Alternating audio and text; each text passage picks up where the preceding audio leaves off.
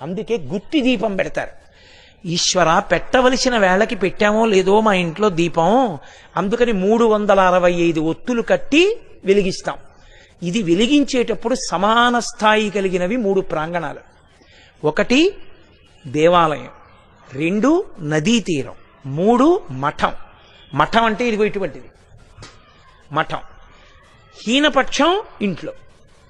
4 ఇంట్లో వెలిగిస్తే తిథి ఉండాలి, మఠాల్లో వెలిగిస్తే నిజానికి నక్షత్రం ఉండాలి. యథార్థంగా కార్తీక పౌర్ణమి అది.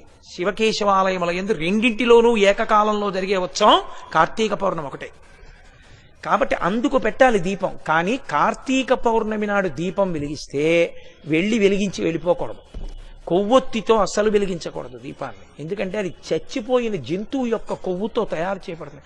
వెంటనే ఆ దీపం అపవిత్రం అవుతుంది. కాబట్టి కొవ్వొత్తులతో వెలిగించకూడదు, అగ్గిపుల్లతో వెలిగించకూడదు. కార్తీక పౌర్ణమి నాడు సుగంధమైనటువంటి దాంతో, అంటే అగరుపుల్ల వెలిగించుకుని అగరపుల్లతో దీపాన్ని వెలిగించుకోవాలి. వెలిగించి వదిలేయకూడదు.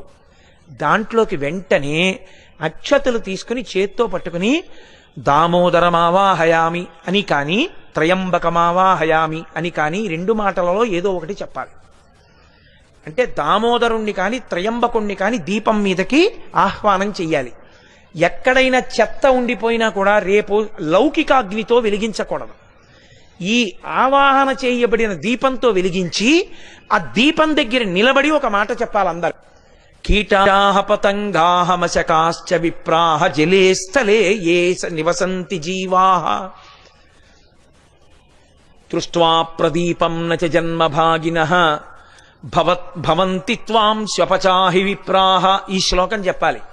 కార్తీక దీపం అని ఎందుకంటారంటే కార్తీక మాసంలో మిగిలిన తిథుల్లో పెట్టిన దీపాలు కార్తీక దీపాలు కావు.